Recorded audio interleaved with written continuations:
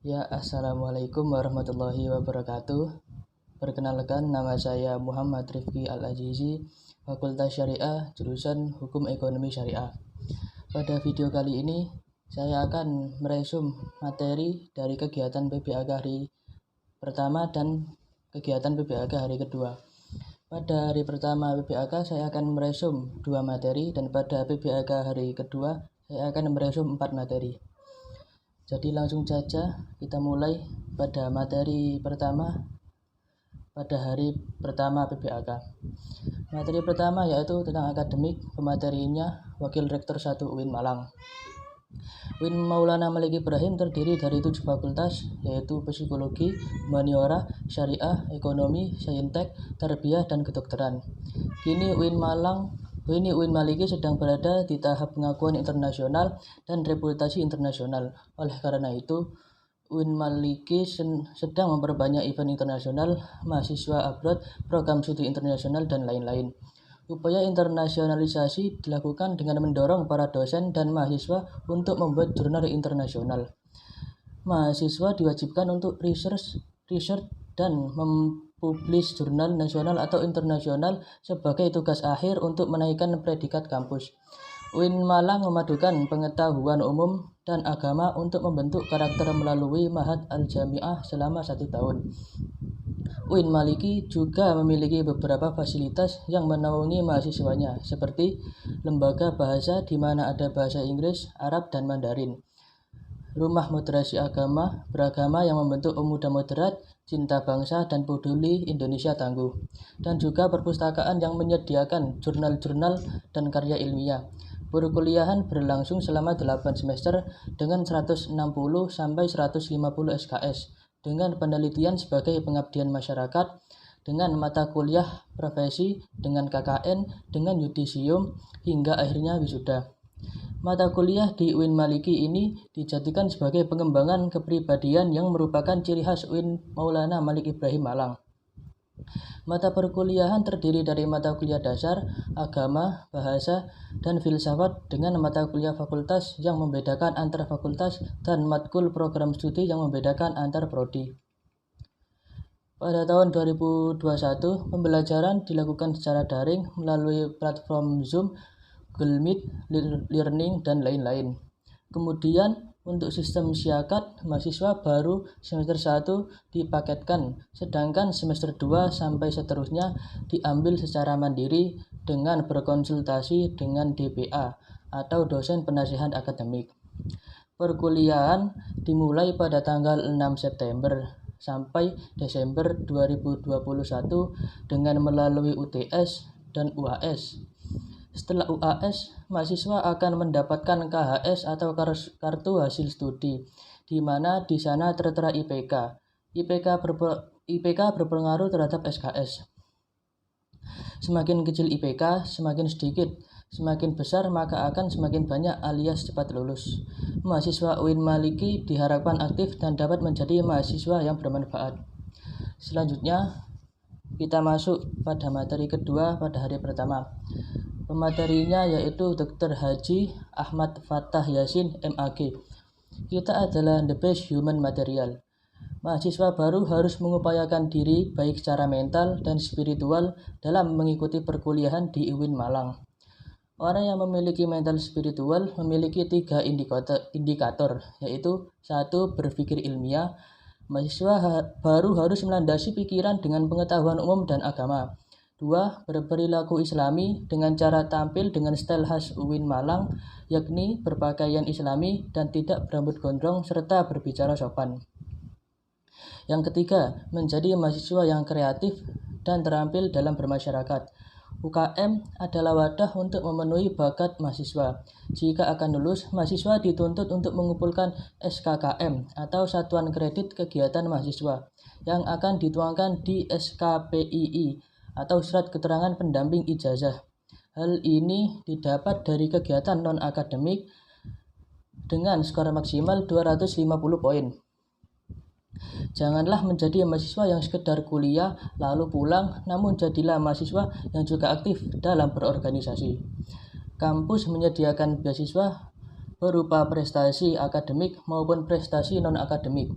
Jika ingin menyampaikan aspirasi, mahasiswa bisa menyampaikannya melalui SEMA atau DEMA atau HMPS atau HMJ. Win Maliki juga memiliki akselerasi, jadi saat semester 7 diperbolehkan mengambil S2, namun dengan syarat dan seleksi yang cukup ketat. Lulusan UIN Malang tidak hanya sekedar menjadi ustadz atau ahli agama, tetapi juga bisa menjadi lainnya. Kita harus bangga menjadi mahasiswa UIN karena di universitas ini kita tidak hanya diajarkan ilmu pengetahuan, namun kita juga diajarkan ilmu agama. Kini Indonesia masih pandemi, kini Kota Malang levelnya sudah turun dari level 4 menjadi level 3. Jika vaksinasi terus digalakkan, maka hal ini akan segera membentuk herd immunity yang akan segera menyelesaikan masalah corona ini.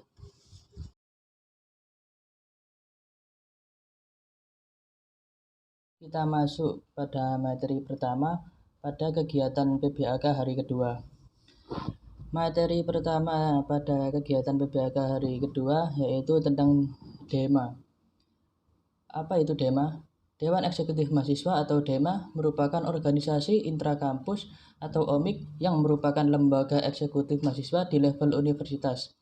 Dan adapun fungsi DEMA adalah yang pertama sebagai pelaksana program organisasi kemahasiswaan, yang kedua sebagai lembaga mengkoordinasikan dan menginstruksi pelaksanaan kegiatan kemahasiswaan di tingkat universitas. Dan adapun tugas DEMA, yang pertama melaksanakan program kerja organisasi yang sudah disepakati oleh Senat Mahasiswa atau Senat Universitas. Yang kedua mengkomunikasi dan menginformasikan kegiatan kemahasiswaan di tingkat universitas. Yang ketiga melaksanakan koordinasi dan sinkronisasi kegiatan kemahasiswaan. Kementerian DEMA Universitas. Kegiatan kemahasiswaan ini tidak mungkin dilaksanakan sendiri-sendiri. Harus ada beberapa kementerian yang kemudian menjabarkan, menerjemahkan keinginan-keinginan kita di Dewan Eksekutif Mahasiswa. Agar semua yang dimaksudkan sebagai upaya pengembangan soft skill dari mahasiswa UIN Malang ada 6 kementerian. Yang pertama, Kementerian Dalam Negeri akan mengkoordinasikan atau mengkomunikasikan di lingkungan internal UIN Malang. Yang kedua, Kementerian Luar Negeri. Untuk gerak langkah eksternal, kita ada KLN yang akan mengkomunikasikan lembaga-lembaga di UIN Malang dengan lembaga di luar UIN Malang, sehingga kita tidak hanya kuat di internal, tapi kita berusaha kuat juga secara eksternal. Yang ketiga, Kementerian Sosial, Hukum dan Politik. Lebih kepada pengembangan atau kajian yang terkait isu-isu yang berkaitan dengan sosial, hukum, dan politik. Sebagai mahasiswa, kita tidak hanya belajar dari satu sisi, kita harus memperkuat dari segala sisi, sehingga kita menjadi pribadi-pribadi yang multitasking. Yang keempat yaitu Kementerian Agama. Bentuk upaya berkolaborasi sebagai kampus yang ulul albab, ada integrasi keilmuan. Integrasi keilmuan antara sains dan agama. Integrasi itu akan kita ketemukan titik-titik yang kemudian menjadi kekuatan kita sebagai insan-insan ataupun mahasiswa UIN Malang ini yang memiliki jargon mahasiswa ulul albab. Yang terakhir yang kelima yaitu Kementerian Pengembangan dan Kreativitas. Tetap berkoordinasikan antara kementerian untuk mendukung beberapa program kemahasiswaan oleh DEMA agar menjadi kesatuan yang utuh. Pengembangan tetap terus dikasih support kepada Kabinet Sakti untuk periode 2021 sehingga kita melakukan beberapa langkah kreativitas untuk mewujudkan apa yang dicita-citakan oleh kita bersama. Yang terakhir yaitu Kementerian Komunikasi dan Informasi. Lebih ke publikasi apa yang dilaksanakan beberapa kegiatan yang telah ataupun akan dilakukan. Struktur pengurus DEMA Ketua, Wakil Ketua, Sekretaris, Bendahara, Kementerian Dalam Negeri, Sekretaris, Kementerian Luar Negeri, Sekretaris, Kementerian Sosial, Hukum dan Politik, Sekretaris, Kementerian Pengembangan dan Kreativitas, Kementerian Agama, Kementerian Komunikasi dan Informasi, anggota. Selama satu periode DEMA ke depan memiliki program kerja sebagai prioritas yaitu Sahabat Desa. Jadi kita itu memiliki ataupun mau meningkatkan terkait kepekaan mahasiswa terhadap masyarakat sekitar yang nantinya akan kita kolaborasikan dengan UKM atau Senat Mahasiswa. Sapa Sekolah membantu atau mempromosikan kepada sekolah-sekolah di UIN Malang. Sosial, Hukum dan Politik, rihla parlemen untuk berdiskusi dengan parlemen yang terkait. Selanjutnya kita akan masuk ke materi kedua, yaitu tentang SEMA. SEMA, apa sih SEMA itu? SEMA yaitu Senat Mahasiswa. Senat Mahasiswa adalah organisasi mahasiswa di UIN Malang yang berperan sebagai lembaga legislatif yang mengkoordinasikan DEMA, UKM, dan HMJ lebih di balik layar. Visi dari SEMA yaitu terwujudnya Senat Mahasiswa Universitas sebagai lembaga legislatif, transformatif, kolaboratif, progresif, berdasarkan asas kebersamaan dari keluarga serta menjunjung tinggi profesionalitas. Fungsi dari SEMA yaitu advokasi atau ada kendala ini untuk menyampaikan kendala-kendala legislasi, pengawasan, penganggaran. Tugas dari SEMA yaitu mengawasi dan mengontrol DMAYU, memberikan persetujuan setiap kegiatan yang akan dilaksanakan oleh DMAYU, memberikan pengesahan setiap laporan pertanggungjawaban setelah selesai agenda tersebut, dan memfasilitasi aspirasi mahasiswa kepada pihak-pihak yang bersangkutan. Wewenangnya yaitu yang pertama membentuk undang-undang yang dibahas dengan Presiden mahasiswa untuk mendapatkan persetujuan bersama. Yang kedua, menampung dan mempertimbangkan segala aspirasi mahasiswa. Yang ketiga, yaitu memberikan mandat untuk pelaksanaan pemwila. Yang keempat, mengawasi pelaksanaan hasil sidang SEMAYU. Yang kelima, mengawasi pelaksanaan program kerja dan kebijakan DMAYU. Yang keenam, turut andil dalam mengkaji permasalahan yang timbul di dalam negara dan tingkat universitas. Yang ketujuh, menerima dan membahas usulan PO yang berkaitan dengan bidang tertentu dan mengikut sertakan dalam pembahasan. Dan yang terakhir, memberikan peringatan atau memorandum kepada DMAYU. Komisi Senat yaitu Ketua Umum, Sekretaris Jenderal, Bendahara, Ketua Komisi, Anggota Komisi, Staf Ahli. Terdiri dari 4 komisi. Komisi A yaitu Komisi Advokasi dan Hukum. Komisi B terdiri dari Komisi Organisasi dan Kemahasiswaan. Komisi C terdiri dari Administrasi dan Keuangan. Komisi D terdiri dari Informasi dan Komunikasi.